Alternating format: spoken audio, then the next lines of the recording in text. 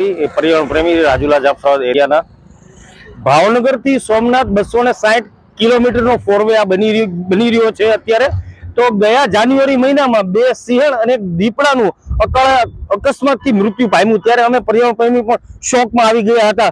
પણ આ કાયમી ઉપાય નથી, તો સરકારને મારે એ જ કહેવું છે કે જો કાયમી ઉપાય કરવો હશે તો આની નીચે આપણે પુલિયા બનાવવા પડશે, એઆઈ ટેકનોલોજીનો ઉપયોગ કરવો પડશે।